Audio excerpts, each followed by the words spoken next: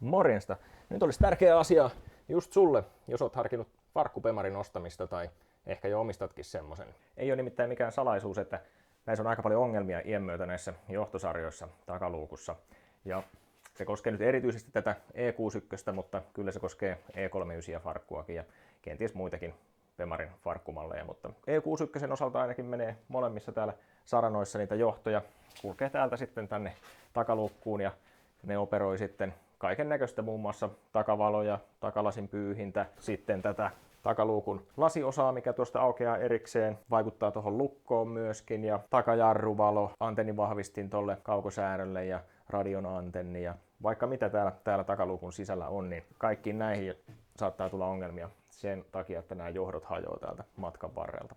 Ja hyvin valitettava fakta on myöskin se, että mä oon tähän autoon kertaalleen nämä jo korjannut, ja nyt on vaan alkanut ilmestymään sitten semmoisia ongelmia, mistä on aika helppo päätellä, että tässä on nyt sitten jotakin tapahtunut ton johtoviidakon kanssa taas. Siellä on varmaan joku johto jäänyt puristuksiin, ehkä useampikin, ja ne on sitten katkennut sen takia. Ne ei varmasti ole niin kuin vanhuuttaan tavallaan väsähtänyt, koska ei sitä niin kauan kun ne on sinne vaihdettu, niin kyllä siinä on nyt sitten joku tämmöinen litistyminen kautta venyminen sitten hajottanut ne. Nytpä tutkitaan sitten, että miltä tuolla näyttää, niin tekin saatte vähän osviittaa sitten, jos tämmöisiä oireita ilmenee, että minkälainen homma on sitten näitä ruveta uusimaan.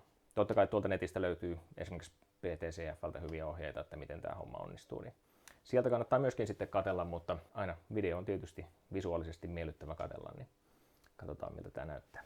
Pistetäänpä virrat päälle. Tuossa näkyy. Eli siellä on takarekisterikilven toinen valo pimeänä. Ja se valo sekoili siinä aluksi vaan, että se välillä toimii ja välillä ei. Mutta silti kun sitä polttimoa siellä kävi vähän koputtelemassa, niin siihen ei tullut mitään muutosta. Eli todennäköisesti se katkos oli siellä sitten johdoissa, että kun konttia avasi ja sulki, niin siinä se sitten välillä rupesi pelaamaan ja välillä sitten huonommin. Mä avasin tämän ylemmän osan luukkua sen takia, että näette vähän mikä on kuvion idea. Ja tuo on sitten tuossa sen takia, että ei vahingossa tule lukittua, ja tuolla on sitten hanska tuolla toisen lukon välissä, että sekään ei mene vahingossa lukkoon. Ja mutta siis johdothan menee täällä näitä luukun reunoja pitkin, tietysti ei niillä muutakaan paikkaa tässä lasin kohdassa ole kulkea tänne alaspäin. Täällä menee ja tuolla menee sitten toisella puolella oma nippunsa, ja nyt en yhtään tiedä vielä, että kummalla puolella, tai tietysti mä voisin sitä vähän netistä kaivella, että kummalla puolella sitten niitä johtoja meni, mutta mä lähden nyt ihan vaan tutkimaan suoraan, että löytyykö tältä puolelta esimerkiksi ekana jotakin ongelmapaikkaa. Täällä on nämä tällaiset mustat, miksikä näitä nyt sanoisi, putkilot. Tää on se varsinainen sarana, on tämä harmaa tässä, mutta sitten tämä musta osa sisältää niitä johtoja, ja eihän se nyt kauhean suuri ole, niin kuin voi nähdä, ja sitten kun siellä on iso nippu tungettuna sisälle, niin eihän se aivan helppoa ole niiden siellä elää välttämättä, niin tämä joudutaan avaamaan todennäköisesti. Se välttämättä se katkos, mä luulen, ei ole tämän sisällä. Tämä on sen verran tiukka, että ei ne tuolla ehkä niin kauheasti pääse elämään, että se katkos todennäköisesti löytyy sitten tuolta sisäkaton yläpuolelta. Takaluukun alaosassa on ihan samanlainen tällainen musta putkilo kuin sitten tuossa lasiosassa, eli kyllä se on niin kuin tämä alaosa, mikä nyt kiinnostelee eniten, koska tässä ne ongelmat on, niin me voidaan periaatteessa nyt sitten jo heti todeta, että mun ei ole hyötyä näitä ruveta aukomaan tuolta, vaan sitten nämä toiset, mitkä on tälle alaosalle tarkoitettu. Aloitetaan tämä tutkiminen nyt kuitenkin täältä auton sisäpuolelta. Eli täällä on kaiuttimien paikat täällä takana, niin niistä otetaan ensin ritilät pois. Mulla ne sattuu nyt olemaan pois sen takia oikeastaan, kun ne on hajalla ne molemmat ritilät. Mä oon niitä siellä joskus irrotellut, ja se ei ilmeisesti ole ollut suuri menestystarina, niin niistä on hajonnut ne klipsut ja en ole saanut niitä kunnolla korjattua. Se on vielä vähän vaiheessa. Niin. Otetaan tästä tämä verho pois. Ainahan tämä on yleensä enemmän tiellä kuin hyödyksi, niin tälläkin kertaa. Tuossa tosiaan normaalisti on semmoiset mustat ritilät edessä, mutta ne on siitä nyt otettu jo pois. Seuraavana hommana on sitten irrottaa nuo kaiuttimet tuosta tieltä pois. Täällä oli nyt muistaakseni, olikohan itse asiassa jopa niin, että täällä oli vaan nuo kaksi irti, ja sen jälkeen täällä on semmoinen huulos, mikä pitää tuon toisen pään sitten siellä paikallaan. Eli otan nuo torksit tuosta ensin nyt irti. Se on jo puolivoittoa, kun ei tule ruuveja silmille. Toki mulla on nämä hyvät suojalasit. Niin.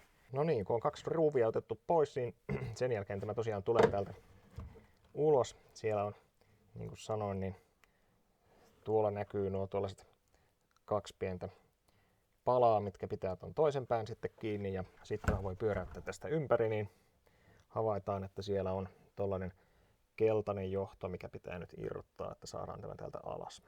Noita vihreitä ei tarvitse liikutella. No sen jälkeen, kun se kaiutin on siitä poistettu, niin nähdään sitten tuolla tuo kuminen letku, minkä sisällä ne johdot menee. Eli siellä näkyykin, tuolla paikkeilla näkyy torksi, mikä otetaan irti, niin päästään sinne käsiksi. Taisi olla niinkin, että ei tarvitse kun tuo yksi irrottaa, niin siellä on sitten myös semmoinen samantyylinen huulos siellä toisella puolella, niin tuo sitten liikahtaa tuolta ulos.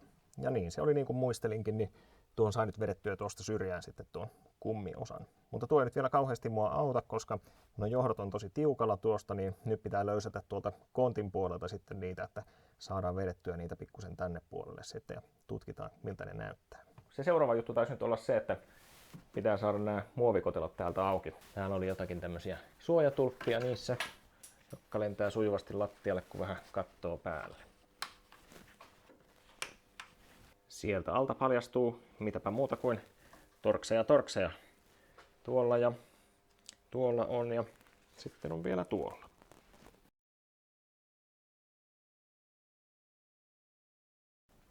No joo, se alapuoli on auki.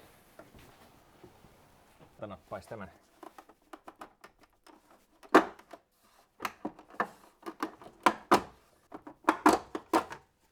Noin. Siellä oli näitä tällaisia klipsuja, millä se on kiinni. Nuokin saa helposti rikki. Onkohan tuo yksi jo vähän mennytkin vai onko tämä vaan löystynyt? En tiedä. Sitten saa täältä sivusta irti. Tuo lähti ihan kans vaan nostamalla. Tuosta sai tuon kumitutin pois. No, tuon voi nostaa siitä yli. Noin. Nyt on sekin pois sieltä. Ja täälläpä tätä menee tätä johtosarjaa sitten. Sitä koittanut teipata sinne yhteen nippuun viimeksi, mutta kyllä se taitaa niin tosiaan olla, että tää on pakko avata täältä tämä koko saranan vieressä menevä himmeli. Ei tämä muuten täältä vapaudu yhtään enempää. Ja sitten täytyy avata noita teippauksia tuosta, niin päästään katsomaan sinne sisälle. Tuolla taitaa olla 8 millinen pikku ruuvi. Tuossa näette sitä lähempää, eli mä nappasin tuosta ton pienen pultin tuosta 8 millisen pois tuosta kohtaa, niin silloin tää on tämä kouru täällä vapaana ja on sitten tämä johtosarja vapaana aina tuonne asti. Tuostakin tietysti tuon saa sitten pois, mutta mun mielestä se ei hirveästi tuo tähän nyt lisää iloa, niin annetaan sen olla vielä siinä. Ja seuraavana täytyy nyt sitten purkia tämä kouru tästä. Tämä lähti ihan vaan tuolla kääntämällä. Ja tää on vähän kenkku tuo jäljellä oleva kouruosuus. Se pitää kangottaa auki. Tuolla mun sormen alla näkyy tuo tollanen nysty, joka pitää sitä kiinni. Ja sitten täällä on toisella puolella samanlainen, eli joku tuonne talttapääruuvari ja noitten väliin, niin sitä saa väännettyä auki.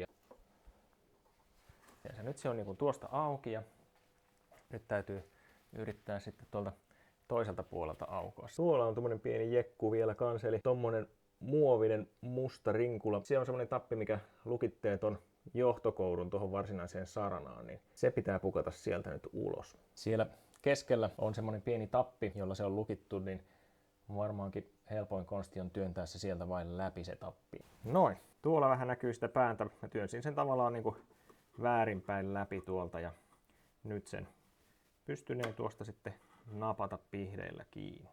Jep. Sitten vaan houkutellaan tuosta tuo ulos tämä toinen pää. Vinkki vitonen, että sitä ei kannata pudottaa tuonne. Noin. Nyt tämä pääsee täällä liikkumaan vapaammin, niin koitetaan saada auottua nyt sitten tämä. Tuossa kohtaa on seuraavat lukitukset, eli mä vedän tätä sormella täältä vähän tätä päälleosaa näin ja no niin, sieltä se jo tulikin vähän täältä toiselta puolta kerkesin liikuttaa tuota lukitusta, niin sehän lähti sieltä ja täältä alakautta sen ainakin saa vedettyä siitä pois. Saataisiko tuolta? Joo, siinä on se yläosa.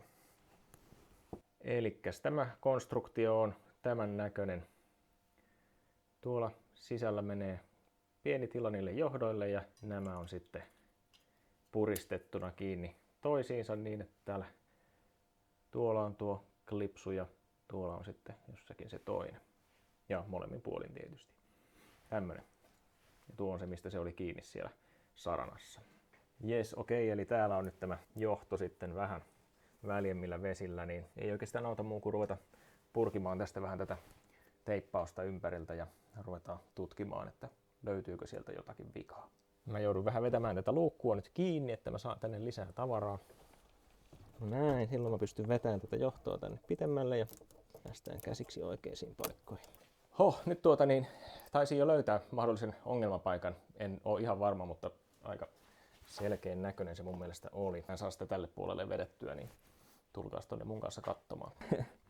Tää on siis nyt tämä täältä päin katsottuna niin kuin takinmainen johtosarja, mitä mä nyt tarkastelen. Ja kattokaapa tuonne. No, näkyypä huonosti.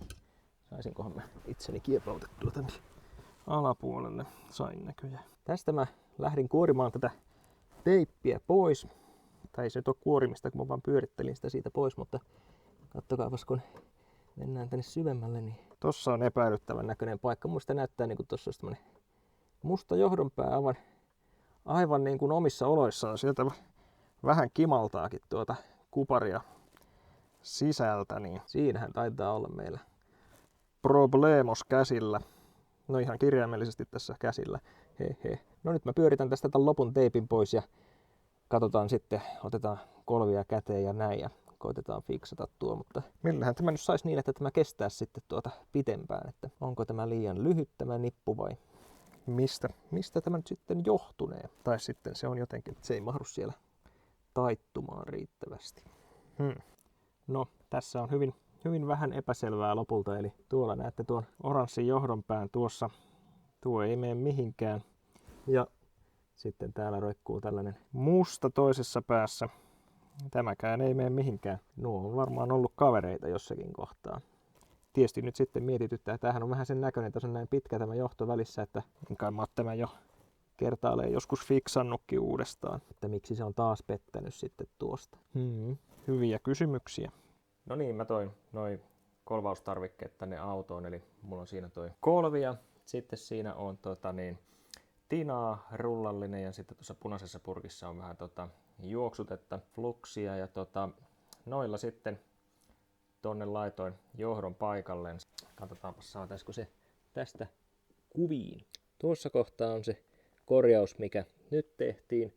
Eli siinä on jo kutistesukka päällä ja tuo oranssi pää siellä oli irtonaisena ja no samoin tämä musta sitten täältä. Pikkusen kuoriin niitä siitä nätimmäksi ja laitoin vähän juoksutetta siihen ja sitten kiepautin ne yhteen ne päät ja tinaa perään ja ensin olin tietysti pujottanut tämän kutistesukan sinne väliin ja sitten kun oli tinattu niin sukka siihen liitoksen päälle ja sitten vain kuumensin sen siihen, niin se kiristyi siihen nätisti. Niin. Nyt sitten aletaan kasaamaan tuota takaisin. Tämän verran mä sitä menin läpi, eli ei sieltä löytynyt enää sitten enempiä ongelmia ja sitten tästä eteenpäinhän se on aika hyvin turvassa täällä, ettei siihen kohdistu mitään suurempia voimia. Sitä tavallista jotakin erkkaa mulla täällä on.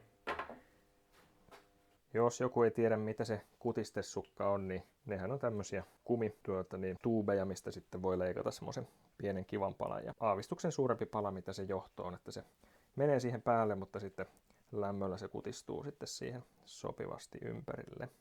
Jos muuten sulla olisi tarve vaihtaa kokonaan tämä johtosarja ihan täältä luukun sisältä asti, niin sitten tietysti joudut jatkaan tuosta vähän pitemmälle, mihinkä mä menin, mutta aika usein ne ongelmapaikat löytyy kyllä tuolta saranojen työtä, että ellet nyt sitten jostain syystä halua ostaa semmoista niin kuin kokonaan uutta tehdasjohtosarjaa, missä on liittimet ja kaikki, niin sitten tietysti joutuu askartelemaan tuonne sen, mutta voi pohtia sitten, että kumpi on helpompi ja kumpi ei.